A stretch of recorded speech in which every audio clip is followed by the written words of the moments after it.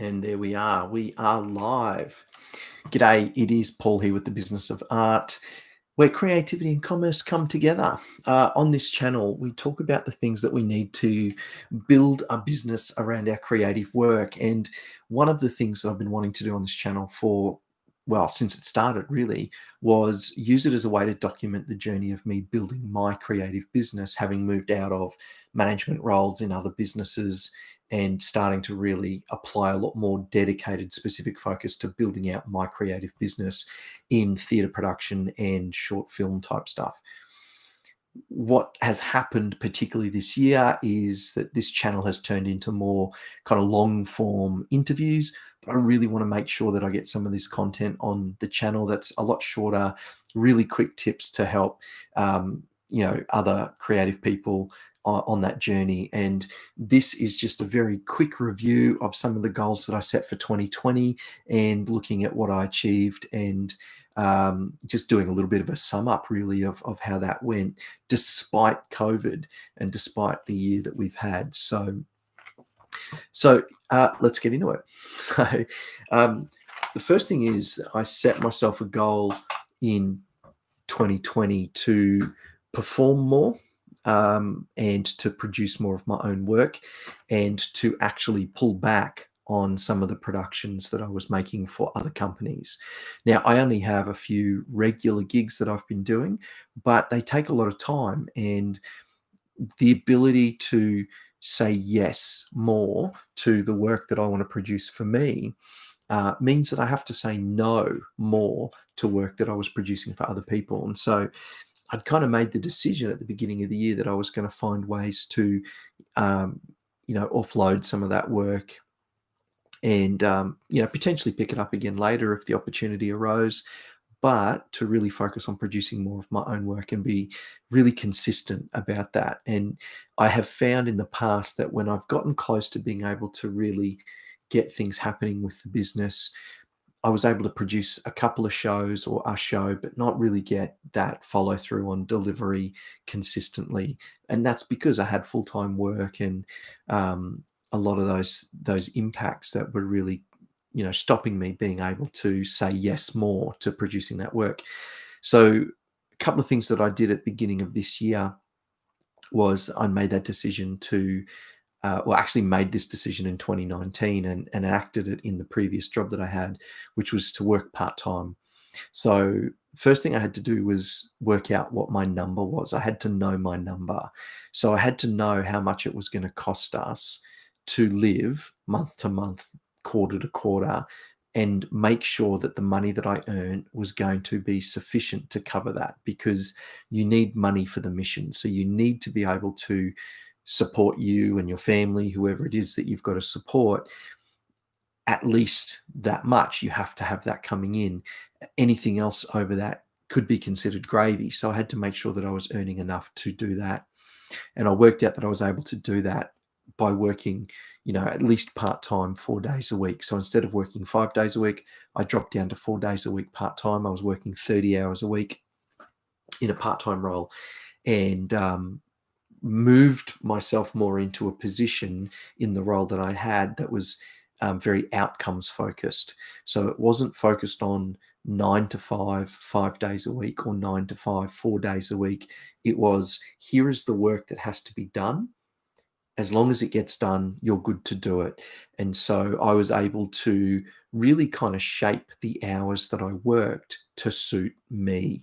And that was amazing. So, I might work 8 till 5 some days, but I might take a couple of days off for auditions or prepping for a show, and then actually work some hours on a Saturday when particularly nobody else was in the office, and it was probably actually more effective. Excuse me.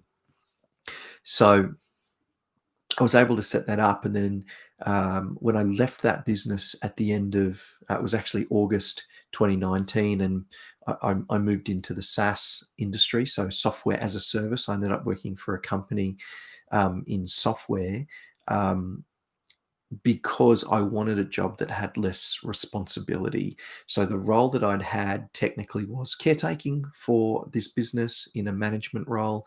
I had stepped out of management roles a few years before that, a couple of years before that, and deliberately positioned myself under someone else's management so that I could just do the job and not have to think about it outside of work. My boss quit. I ended up caretaking that role, and that caretaking position just went on and on and on, and they never actually replaced that management role because I was getting the work done. They realized they didn't need that other person there. I was able to actually do the work that my manager was doing and the work that I was doing.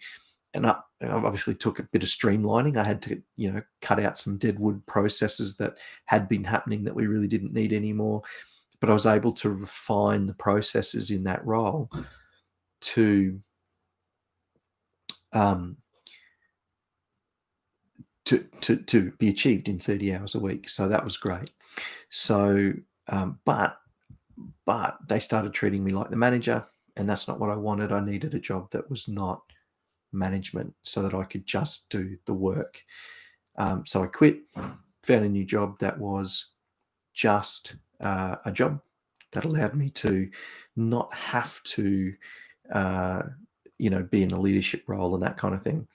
And I know that sounds a bit weird, but I just didn't want to have to be responsible for leading teams and kind of high level financial processes and outcomes and all that kind of stuff. So I got a job at this SaaS company that was just outbound phone calls, no sales involved. It was really just like a survey, which was great, and it was good. But an opportunity came up while I was there to stage manage a live event that they ran. So I stage managed that, ended up staying on with them after the contract ended in a sales role, which did actually serve another desire that I had, which was to get a sales or marketing role and really put into practice a lot of the theory that I'd been researching and developing the skills of over the last couple of years to have a different context to put them in. I find that when I can take knowledge and apply it in a different context, it helps solidify that knowledge. And so I really wanted to get a job that was something to do with either sales or marketing to have a different way of reinforcing the newer learning that I'd had across those kind of concepts. So that was great, and I was able to work casually for them, still building up different parts of my business, which, albeit, was very slow. So that said, a couple of the goals that I set for 2020 were to perform more, which I did. So I ended up being in 7 theatre shows across the year. So a full season of a show at the beginning of the year before COVID hit, managed to get into another full season of a show post-COVID once our restrictions lifted to the point where we could produce theatre again. And that was for a different company, not my own. And I also got into some very small kind of corporate seasonal work. So a couple of corporate gigs, couple of shows across 3 days. We did about 7 shows across 3 days of a kids show, which was perfect because kids shows is what I'm developing for my own business. And also produced, directed, and performed in a show for my own company. So that went really well. So 7 shows across the year, and started running workshops, acting workshops, as well as part of building out my offer for my business. Performed in three television ads as well. So from a point of view of acting more this year, definitely had an uptick in that. And that was purely because I had made myself available. So being able to know my number, know what I could survive on, and then be available for this work gave me the opportunity to say yes a lot more this year. And so that was really key. The other side of what I've been doing is building out the YouTube channels. And so obviously I've got the Business of Art, which is this one. I've also got one that I started for Small Crown Productions, which is my producing company. And I've also got a third channel where I actually post my fighting videos. So my hobby is in medieval reenactment. And a friend of mine, a couple of friends of us, we get together pretty much weekly to fight. We record those sessions so that we can review our technique to improve our fighting. And so I edit those and put them up on a YouTube channel as well. So this year, I was really looking to build the channel out and get one video posted a week. I failed on that on individual channels, but I actually exceeded that across all 3 channels. So the Business of Art this year, I published 22 videos. Small Crown Productions produced 27 videos, and the Fighting channel actually ended up with 42 videos this year, because we might do 3 fight sessions in a day, and each one of those gets posted as a separate video. So from that point of view, that's pretty good. There are also some other videos that I've recorded that I'm currently editing that have not been published yet. They will end up being published in 2021. So obviously still a lot of work to do on getting that weekly routine happening and building out a shooting and editing schedule that allows me to bulk produce, bulk edit, bulk schedule, and get that content up consistently. So for the subscribers that are out there that do end up coming back to this channel, thank you so much. I really do appreciate you dropping comments and liking the videos and all that kind of thing. That just helps me know what's working, what it is that you're interested in, and really just the desire to keep going comes from knowing that someone else is getting help from seeing the videos. So thank you so much for taking the time to check them out, and also for providing some feedback. So thanks for that. Yeah, the other thing that I've really focused on this year is building out my IPAs, which are my income producing activities, really taking those things that I know are skills that I can turn into income streams. And so this year I've built out a number of income streams. So I've got the online sonnets that I write now, albeit I've only sold a couple of those this year because I haven't been marketing that. I've really been sort of laying the foundations. So I've got the sonnets. I've got the acting workshops that I started running this year towards the end of the year, as once COVID lifted. I've got the theatre shows, and the other thing that I'm building out at the moment is a video production business to shoot content like this for small business. And so I've recorded and currently editing a video course that will go online, and those videos will predominantly be shared on what will become a 4th YouTube channel, specifically focused on helping small business owners use video. Some of those videos will be multi-purposed. I'll use them on this channel, but that other channel will be specifically around using video, video technology, and all things video for business. So that will become a big driver, I hope, of income. And I've already got a couple of potential clients lined up for that work to essentially shoot training videos, YouTube content, website content, that sort of thing for their businesses.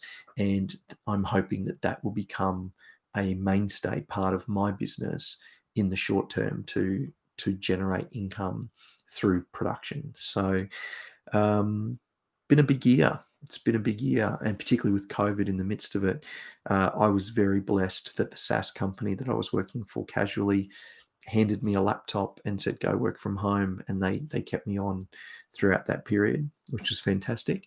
Albeit at the end of October, once we'd gone part-time and the business hadn't turned around, I got made redundant. So that's the way it goes. But again, that's just, I've taken that as an opportunity to really focus on what is the next thing that I can do for my business, which has been building out the video production side of things. So through the work I was doing at the SaaS company, I got a couple of potential clients for video work that I'm looking to convert in January and start that pipeline of video production for other businesses in January. So that's where it's at. It's been a big year. So all up, 91 videos shot, edited, and uploaded across the 3 channels, 7 productions that I was involved in as a performer, producing my own work as well, and really looking at how I can use the resources that I have at hand to create work without spending more money. And I think, yeah, I think that's the poster right there. It says you have everything that you need to begin. So I've got a camera, I've got the equipment, I've got all the gear I need now to actually start really pushing a lot harder. And that's the plan. So 2021, I'll be setting some specific goals for that, which I will share a little bit later on the channel. But I just thought it was really important to take a moment to look back at 2020, particularly because of the type of year it's been, and clock the achievements, because I've mentioned in other videos that's something I've not done very much of in the past. I'm just go, go, go, go, go. I don't think about it too much, but I think it's super important for us to stop and look at the wins and understand what winning is for us. And that's going to be different for you, it's different for me, but we need to know what success looks like for us. And so for me this year, I'm really counting that as a super successful year, despite not hitting some of those targets that I set for myself. I'm pretty excited about what's on the forefront for 2021, and I'll talk about that again in a future video. So this is my first live stream actually live. I've done a whole bunch of tests to unlisted. This is super scary to actually do the first live stream live. And so I thought just doing a quick recap of 2020 might be a nice way to start that. This is something that I'm planning to do a lot more of, live streaming and getting out just live like this to just share the journey and talk about the process. So that's it. Thanks very much. I hope you had a great Christmas. Have a fantastic and safe New Year, and I will see you in 2021.